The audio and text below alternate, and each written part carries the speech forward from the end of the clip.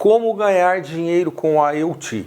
Como ganhar dinheiro com a ESP32, com Arduino, com automação, ou seja, porque a gente vem falando aqui, e eu sei que aí do outro lado tem muitos seguidores que já são engenheiros profissionais, desenvolvem placa, fazem projetos, né? Mas eu vou falar disso porque eu acho que tem gente querendo entrar nesse mercado, tem gente boa, tem gente muito boa que pode sim, né, ganhar dinheiro, que pode prestar serviço, pode desenvolver hardware e software, e é sobre isso que eu vou falar. E para esse projeto, então, eu imaginei um sensor de gás, temperatura, umidade, junto com automação de 2 relés, tá? Então ficou uma placa bem bacaninha. Eu utilizei o sensor de gás, o sensor de umidade, temperatura, e utilizei também 2 relés, né? Então assim, é bem legal, você controla tudo pela nuvem, Firebase e App Fernando K, certo? Então vamos lá? Vamos seguir que hoje o dia é longo, hein?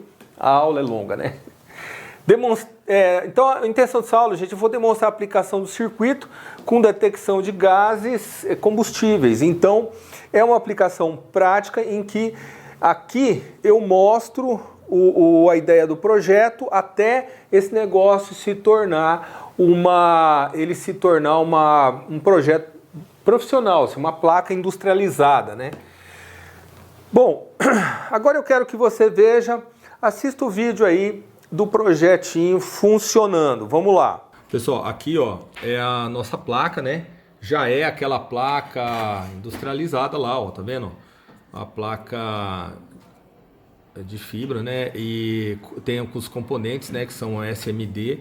Então é bem legal que você pode fazer coisa bem profissional. E tá ligado nessa fonte aqui, ó. Lembra aquela nossa super fonte, né?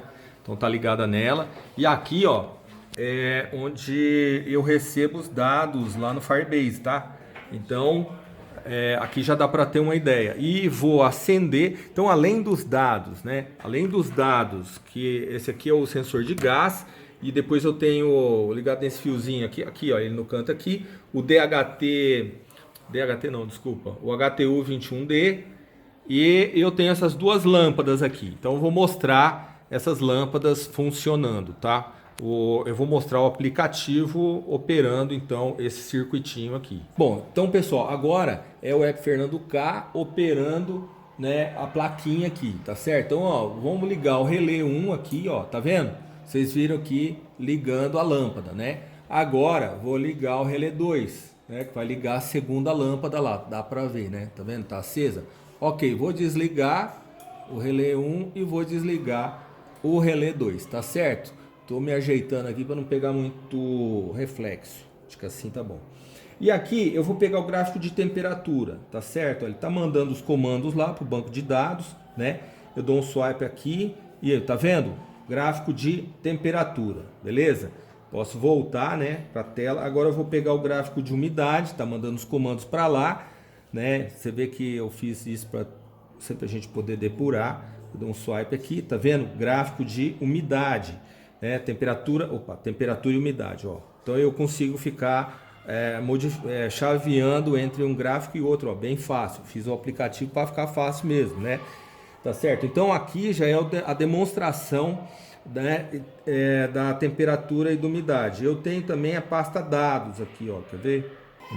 Pasta dados aqui, né, ó. Aqui pasta dados, ó, FB Values, o MQ analógico, digital, temperatura, tá vendo? A umidade, timestamp, tá? Então aqui é a demonstração de como é que esse circuito opera aqui na prática. Você vê que é muito fácil, está na nuvem e logo por isso funciona em qualquer local, tanto na sua própria rede local ou em qualquer lugar que você esteja simplesmente conectado na internet. Pessoal, agora eu vou pegar e colocar um isqueiro aqui, vou colocar um isqueiro e ele vai jogar o gás em cima do sensor e você vai ver ele disparar. Vamos lá, vamos jogar o gás em cima. Tem que fazer uma sombrinha assim para o gás, né, formar uma densidade ali maior e o alarme vai disparar, o buzzer, né, o buzzer do circuito, tá? Então vamos lá, ele tá só que fuma esse negócio aí, bem no microfone, aí tá vendo? Ó, disparou, tá vendo? Disparou, você consegue ver aí, ele vai ficar um tempinho ligado, depois ele desliga o alarme, tá certo? Ok, agora que você viu, vamos continuar aqui, que hoje tem chão, né? E vamos lá. Bom, sempre eu dou a dica do seguinte: não fica com miserê, compra os componentes, invista em você, né? Aprenda primeiro que os outros, aprenda rápido, né? E compre os componentes aqui, né? Que eu sempre deixo no link. Todo mês, pessoal, deixa eu explicar, todo mês eu compro, eu vou falar a real, eu gasto pelo menos uns R$1.500 por mês ou R$2.000 por mês só comprando componente, tá? Por quê? Né? Ou são componentes, ou são coisas que eu compro para minha bancada, ou são componentes novos, placas novas, eu tenho que estar comprando o tempo inteiro, porque senão não tenho novidade. Então o que eu estou falando hoje é porque eu já comprei há 2 meses atrás, tá entendendo? Então estou toda hora assim nesse ritmo, senão não tem como apresentar a novidade para vocês. Eu sempre estou preocupado em trazer coisas novas que sejam úteis para os seguidores, tá? Então quando eu compro alguma coisa eu deixo aqui, tá certo? Gente, fora o Fernando K, né? Sempre falo para entrar. Instagram, Telegram, sempre falo, entre nessas mídias aqui, me acompanhe lá. Pessoal, aqui eu quero mostrar o seguinte. Primeiro, ele nem está completo aqui, eu começo, como é que eu faço? Você vai falar assim, Fernando, como é que eu faço um projeto profissional? Ora, eu começo no protoboard, entendeu? Por quê? Eu vou lá, espeto o sensor. Ah, nunca tinha mexido com a HTU, o HTU21D. Ah, nunca tinha mexido. Então, primeira vez, eu faço ele funcionar. Depois faço funcionar os sensores. Fez funcionar? Beleza, tá tudo funcionando no ESP? Beleza, agora que eu vou integrar no Firebase. Testo lá, tá funcionando? Tá. Só que aí, o que acontece? Às vezes eu preciso levar, andar para lá, para cá, testar mesmo um pouco mais em campo, né? Porque, por exemplo, vamos supor, quero levar perto do meu fogão para ver se pega o GLP, por exemplo, sensor de gás. Poxa, se eu ficar andando com o protoboard, o negócio desmonta sozinho. Então, aí eu já pego, montei uma placa padrão. Nessa placa padrão soldei, entendeu? Tudo bem, aqui ainda usei módulo, usei fonte regulável, um step down, entendeu? Então, assim, é assim que eu vou. Então, depois que eu fiz tudo funcionar aqui, eu já tinha certeza, beleza. Aí, o que eu fiz? Eu mandei para uma empresa. Foi essa placa aqui, ó. Foi essa placa aqui que eu fiz, tá vendo? Que é uma placa de circuito. Uma placa de circuito impresso dupla face, profissional. Tem uma empresa que fica lá em Santo André, e essa empresa chama Felitec, tá? Essa aí que eu fiz, eu peguei o meu esquema, mandei para eles, tá? Falei assim, olha, faz essa placa para mim, tá? Eles fizeram 5 placas aqui de teste, né?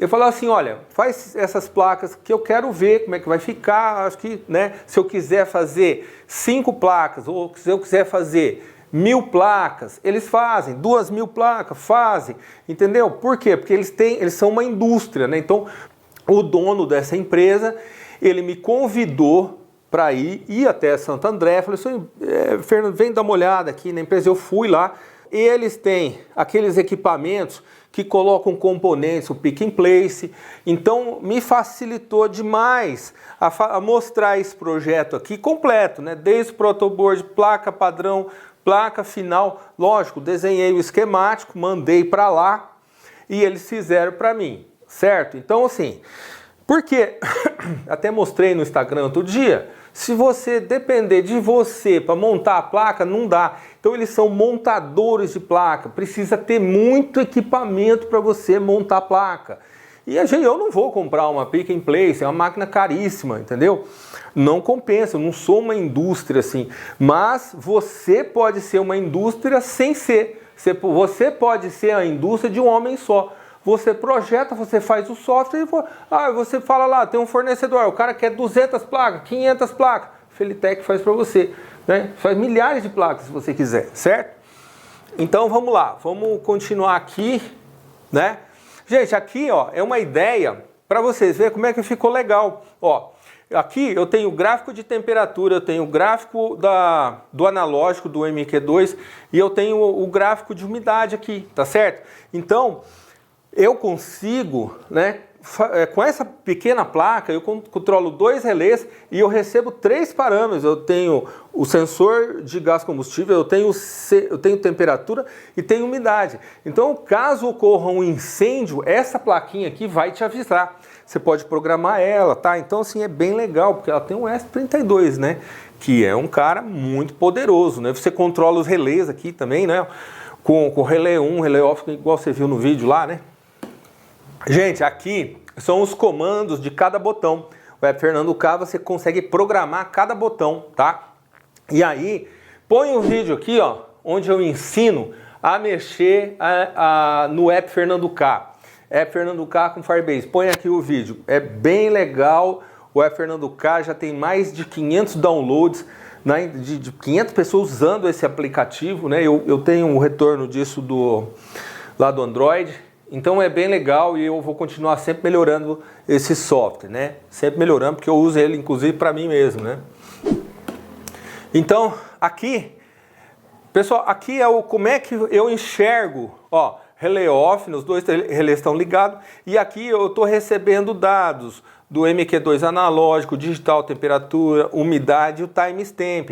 O timestamp é o tempo, em que minuto, segundo, dia, tal, que eu recebi aquela informação. Então isso aqui é muito importante, tá? Depois a gente vai fazer uma coisa para trabalhar esse dado, tal, né? Então, pessoal, aqui eu quero chegar eu quero chegar numa conversa aqui, pessoal, que é o seguinte, né? Outro dia, né? Quem me segue aí, às vezes tem Instagram, tem meu Instagram, e aí eu falei assim, olha, eu vou desenvolver uma placa, né? Aí um seguidor, rapaz, sujeito mais encardido, né? Sempre tem, né? Os caras assim, né? Mais encardido, né? E aí, você acredita, o cara chegou assim, pô, você vai desenvolver uma placa, o quê? Você vai refazer o que já tem, né? Eu falei, não é refazer o que já tem, né? Porque eu estava lendo a ST Microelectronics, né? Ela é uma das maiores empresas do mundo, fabricante de chip. E no site dela, lá na Suíça, estava escrito o seguinte, né? Que eles, a internet das coisas, ela tem tantas situações específicas que eles não dão conta, eles fabricam milhares de tipos diferentes de chip. Chips de comunicação, chip IoT, chip para a parte de veículos, chip processador, coisa, chip ARM, chip do que você imaginar esses caras fabricam. Drive de motor, eles fabricam tudo. A questão é a seguinte, que eles não conseguem, eles falam que eles não dão conta de cercar, inclusive eles são fabricantes do STM32, né, que eu gosto muito, né? Então assim, eles não dão conta de fabricar todos os chips para todas as áreas, né? Mesmo eles faturam 9 bilhões de dólares por ano e eles não dão conta. E aí que vem uma coisa, eu quero explicar o que vem a ser esse negócio aqui, long tail, porque eu estou falando de ganhar dinheiro com a IoT, né? Quando eu estou falando de ganhar dinheiro de IoT, não estou falando só daquela situação do cara que ficou milionário, não é isso aí. Eu estou dizendo o seguinte, que você pode ganhar bem trabalhando com isso, sendo empresário de você mesmo. Às vezes você não precisa ser um empregado. Não, se for também, não tem problema nenhum você trabalhar com uma empresa. Eu já trabalhei para várias empresas, né? Eu já tive carteira assinada, né?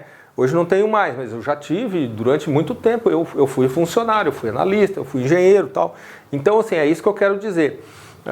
Tanto faz você estar empregado numa empresa ou você ser empreendedor. Mas aqui eu quero mostrar uma coisa. Long tail, o que é esse gráfico aqui? Ó? Isso aqui é como se fosse uma cauda de um dinossauro, entendeu? Antigamente existiam o quê? Por exemplo, eu sempre dou um exemplo de telefone sem fio, né? Esses telefoninhos, que quase que também já não está mais usando, mas telefone 2.4 GHz que a gente usa na residência, né? O que acontece com esse telefone? Quem fabrica isso aí? Panasonic, Toshiba, essas gigantes, né? Philips. Então, esses caras fabricavam milhões, vou dar um exemplo para você, o cara fabrica lá 10 milhões de unidades de um determinado modelo. Mas uma empresa, duas empresas, três, são pouquíssimas empresas que fabricam numa escala gigantesca para que o custo fique barato, né? Ok, de uns anos para cá, eu diria, eu chuto aí, de mais ou menos uns 8 anos para cá, tá? Nos Estados Unidos antes, né? Mas aqui no Brasil a gente teve acesso um pouco mais tardio, mas teve. Que é o seguinte, então você começa a ter, quanto mais você vem para cá, ó, quanto mais você vem para cá na cauda, eu vou dar um exemplo para você, né? Impressora 3D. Impressora 3D vende aqui milhões de unidades? Não. Impressora, o que você acha que vende mais? Máquina de lavar roupa ou impressora 3D? É lógico que é máquina de lavar roupa. O que você acha que vende mais? Geladeira ou uma fresa CNC? É lógico que fresa CNC vende menos, entendeu? Que é um aparelho específico para a indústria. Hoje não é só para a indústria, pode ser para o maker também, o cara pode ter em casa. Mas mesmo assim, não é uma coisa que a empresa, vai chegar uma empresa no Brasil, vai vender 10 milhões de unidades, 100 milhões de unidades de fresadora CNC, igual você vende máquina de lavar geladeira, certo? Então o que acontece? Quanto mais você vem para cá no gráfico, você vende menos, para menos pessoas. E por que isso é bom? Isso foi possível. Esse gráfico aqui, ele foi possível por advento de duas situações, tá? Primeiro, o advento da internet. Primeiro de tudo, a internet. E segundo, foi o barateamento, e isso eu atribuo aos chineses, tá? Eu sou grato aos chineses, eu sou muito grato aos chineses, porque eles, vamos dizer assim, eles criaram a situação do baixo custo. E se a gente consegue hoje comprar componentes baratos, é por conta deles, entendeu? Tem gente que vai até me criticar por causa dessa minha fala aí, tá? Vão me criticar, mas o chinês isso, o chinês aquilo. Olha, eu tô muito feliz com a situação deles estarem fabricando as coisas baratas. Agora é lógico, cada país vai ter que se ajustar a esse novo mundo, né? Entendeu? Então, aqui é o seguinte, gente, o que acontece aqui? Você vende cada vez menos unidades, mas daqui para cá, vou dar um exemplo para você. Rapaz, isso aqui era 5% do mercado, tá? Isso aqui é 95% do mercado. Cada vez, por exemplo, uma fresadora CNC, um torno CNC, uma impressora 3D, ela se encontra aqui, ó. Talvez ela venda, vou dar um exemplo para você, seja 100 mil unidades, né? Mais para a indústria ou mais para um maker e tal, mas ela vende. E é um equipamento que muitas vezes a margem de lucro é maior do que uma geladeira. Geladeira, a margem de lucro é espremida, porque é um produto de massa, você entendeu? E onde é que acaba esse gráfico? Eu até coloquei aqui 1 para 1. 1 para 1 é o seguinte, 1 para 1 você imagina eu criar uma máquina que vai servir para um cliente, ou para uma pessoa, ou para uma empresa, tanto faz. Você está entendendo? E se isso é possível? Por que isso é possível hoje? Eu conheço a situação. Eu conheço a situação, o cara desenvolveu uma máquina para resolver o problema de uma empresa. Lógico, ele ganhou bem por aquilo, mas ele atendeu a necessidade. A empresa precisava e ele tinha um conhecimento, juntou as duas coisas. Olha, nós vamos pagar tanto para você, você faz a máquina para a gente. E ele fez, tá entendendo? Quem fala muito da cauda longa, se você quiser entender profundamente isso aqui, compra o livro do Chris Anderson, já li esse livro, chama Cauda Longa. Inclusive, só para você ter uma ideia, a Amazon, né, a Amazon Books, a parte de livros, ela ganha muito mais dinheiro com o autor que vende pouco do que com os best-sellers. Os autores que vendem pouco, todos somados juntos, é a maior parte da receita da Amazon, tá? Então você vê que os pequenos juntos, eles são enormes, tá? Eles são gigantescos. E sim, e claro, mesmo que você não seja uma Toshiba, uma Philips, você pode ainda assim ganhar muito dinheiro aqui, ó, no início até o final da cauda longa. Por exemplo, a máquina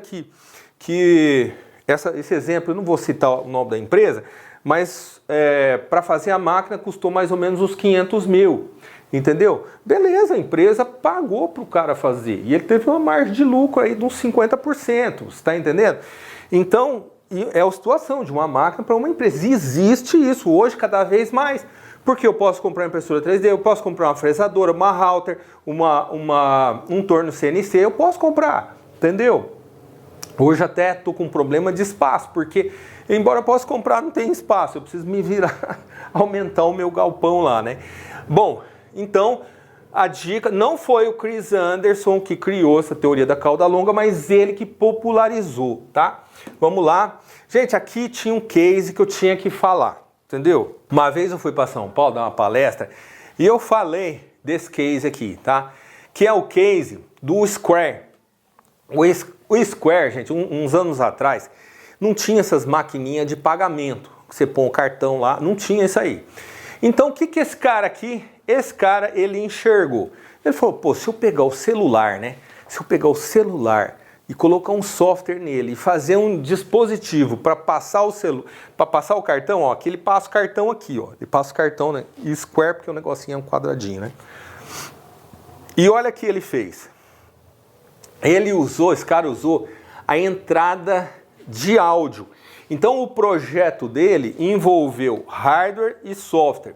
E aí, o que aconteceu? Esse cara, ele mesmo sem ter muito conhecimento de eletrônica, ele conseguiu, né, projetar lá nos Estados Unidos, aí pô, tinha que montar. É interessante que esse livro aqui, ó, outro livro que eu vou indicar, o Chris Anderson, o Makers, a Nova Revolução Industrial. Já faz tempo que eu li esse livro, mas o conhecimento aqui ainda é válido, esse livro ainda vamos dizer assim, ainda é um livro atual, porque eu acho que a Revolução Maker, ela não acabou, ela está em curso ainda, ela está cada vez maior, o mundo maker está cada vez maior, e uma parte do mundo maker deixa de ser maker e vai para as empresas, tá?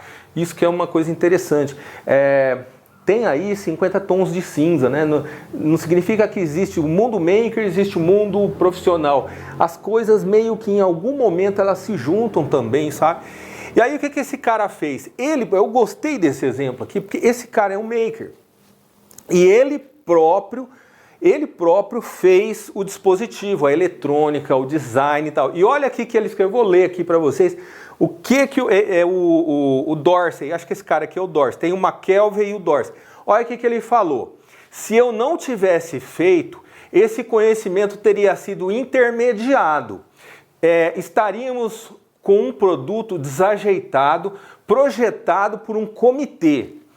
Mais demorado, mais caro e muito menos legal. Então, eu acredito muito nisso aqui, tá? É complicado quando você tem um comitê.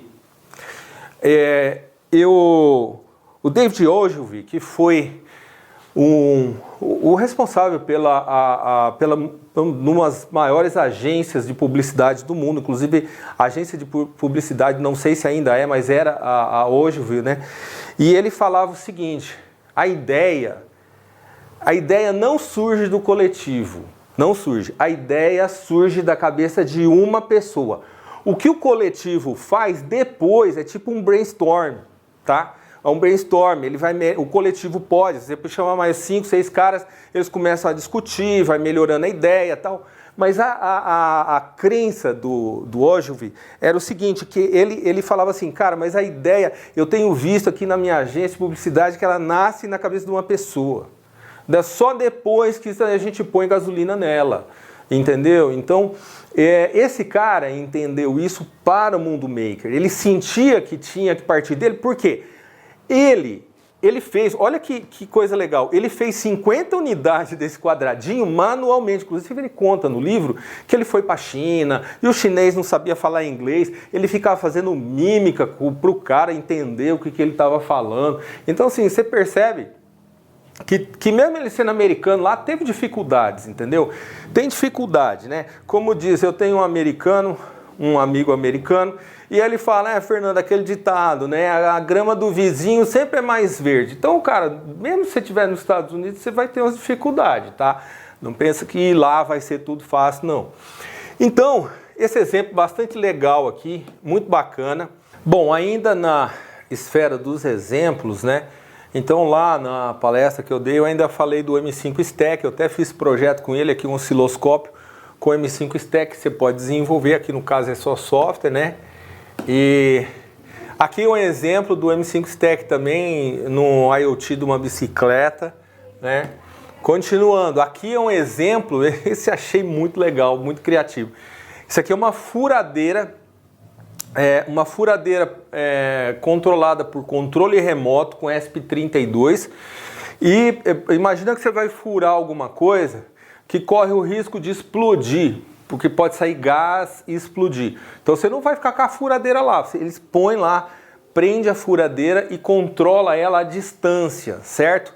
Por um controle remoto aqui, com um ESP aqui e outro ESP na furadeira. E bacana que essa furadeira, muitas partes dela são em aço, mas muitas partes são feitas em impressora 3D. Então assim, bem maker mesma coisa, sabe? E, enfim.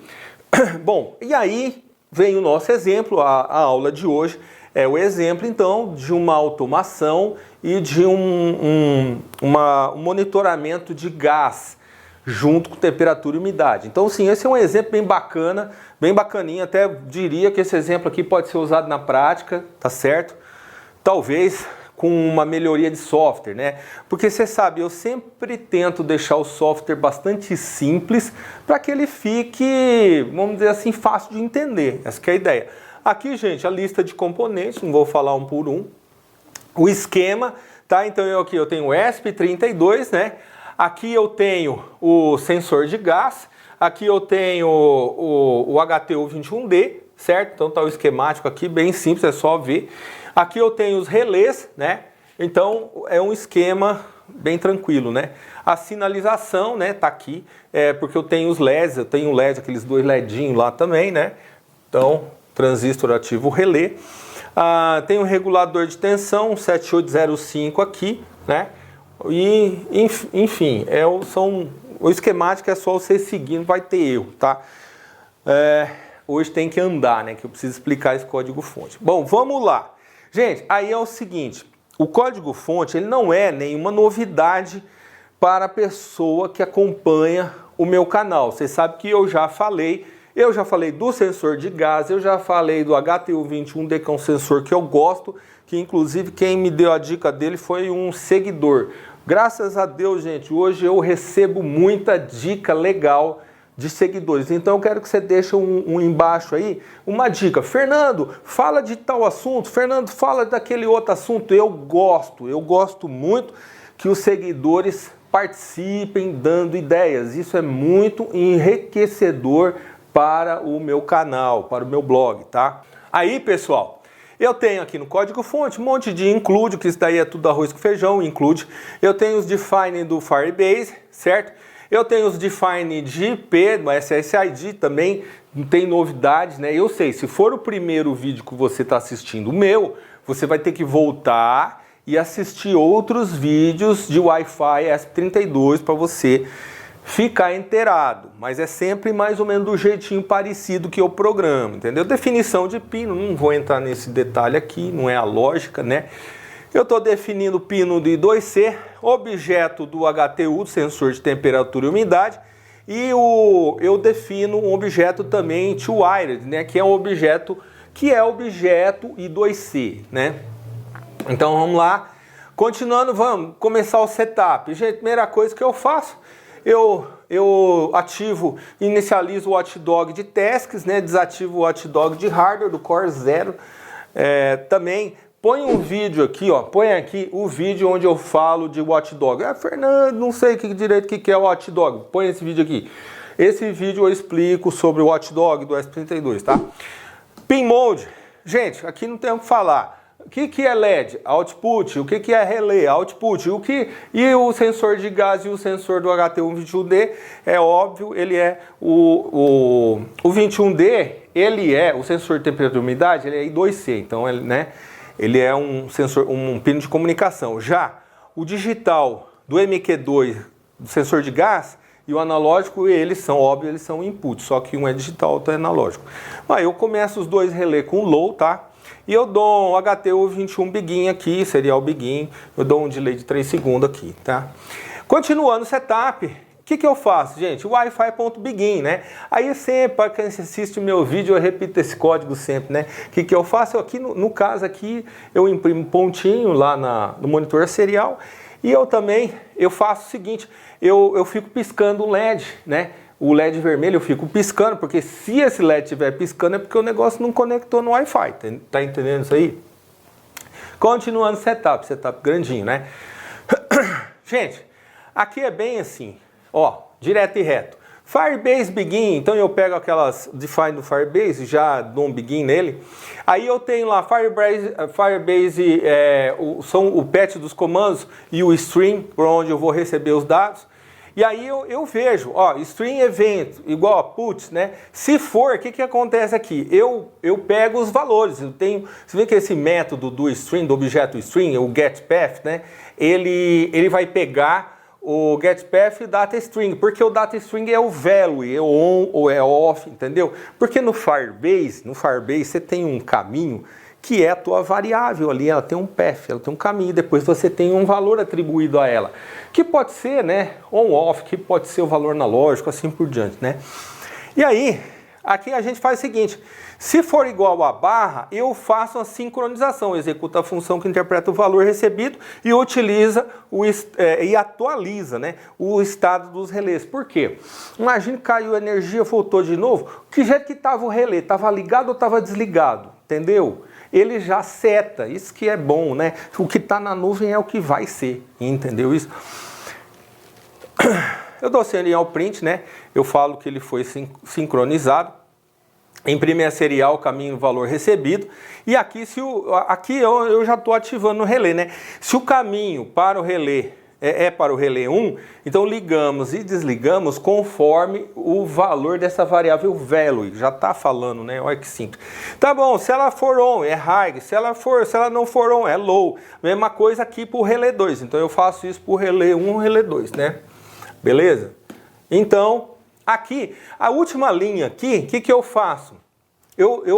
Essa função, gente, aí de novo, outra referência do meu canal. Põe aqui o vídeo onde eu falo de programação multicore com ESP32, porque o cara vai ver Xtask Create Pinot 2 Core. Meu Deus, o que é isso? Não, é programação multitask, é um negócio bonito, né? Então o que eu estou fazendo? Eu crio uma task que vai monitorar a saída digital do MQ2 e vai acionar o buzzer se necessário, né? Eu tenho um callback que chama como gás alerta, o nomezinho dele, né? Já é sugestivo, né? Gente, o loop, olha que simplesinho loop. Eu falo, sempre que usa callback, tende a ter um loop menor, né? Olha que simplesinho esse cara aqui. Loop, né? O loop é daqui até aqui só. Aí eu dou um begin nele. Se não está conectado, eu dou um begin. Se ele não está conectado, eu fico piscando o LED vermelho. Eu pisco, por que está aqui? PIN Wi-Fi? Não é PIN, é PIN do LED Wi-Fi, tá? Devia ter botado LED nesse daqui. Então assim, ó, low, high, então ele fica piscando e fica aparecendo pontinho aqui assim, ó, no monitor serial, né? Se ele conectou, eu dou um read climate, função que lê os valores do HT21D, e depois eu dou um send climate Firebase, tá? Ou seja, a função que envia os dados efetivamente para o Firebase, e eu dou um delay 3 segundos, depois eu leio de novo, beleza? Bom, funçãozinha simples, HT21 begin, nada mais eu estou fazendo do que chamando os métodos begin dos objetos aqui, tá certo? E aí eu dou um read climate. Esse read climate, ele, quando dá algum erro, ele retorna a variável 999, tá? Então eu checo se o cara é menor que 999, porque se ele não é menor que 900, Porque se ele não for menor que 900, ele deu erro, né? Então eu não quero que ele leia errado. Então eu só instancio, né, com o valor de string t, o temp, se ele for válido. Se ele for um válido, eu faço uma crítica de valor. Mesma coisa que eu faço para temperatura, eu faço para umidade, né? Simplesinho de tudo, senão eu zero ela. Send climate. Send climate, gente. Eu vou passar rápido. O que ele está fazendo? Ele está mandando os dados em JSON para o Firebase, tá? Vamos lá, vamos tocando, que o negócio tá... Aqui mesma coisa, Send Climate Firebase, ele só tá mandando aí, tem uma hora que ele faz, que ele envia e ele dá um push, né? Que ele dá um push lá, faz. Aí, código fonte Sync Firebase. O código, o fonte do Sync Firebase, o que ele faz essa função aqui? Simplesmente ele está sincronizando o estado do relé com o que está na nuvem. Então ele faz um parsezinho na variável tal, e ele checa o estado do relé, ele atualiza os estados do relé 1, do relé 2. É isso que ele vai fazer aqui, certo? E aí, continua aqui o Sync Firebase. Tá? Não tem mistério nenhum, tá bem comentadinho também, vai sincronizar. Se tiver on, ele põe high, low, off, ele põe low. Então tá sempre, vai estar sempre a garantia que o que está na nuvem está no relé, certo? Beleza?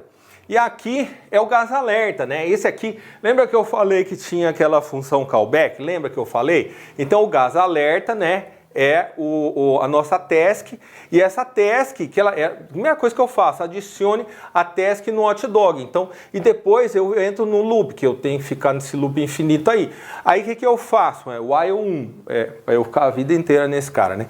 O que eu faço? Eu leio se tem um disparo. O disparo ele é da lógica inversa. Então, se tiver low, é porque disparou. Aí o que eu faço? Eu dou um digital, o write, high, no buzzer, ou seja, o buzzer vai apitar. Aí eu print no serial, eu dou 3 segundos e aí eu desligo o buzzer. Depois de 3 segundos, você fica pitando ali na tua orelha, né?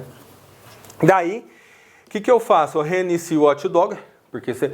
Então, se você assistir o do hotdog, aquele vídeo, põe de novo o vídeo do hotdog aí, põe aí o vídeo aqui, eu quero que vocês assistam esse vídeo, assiste ele aqui.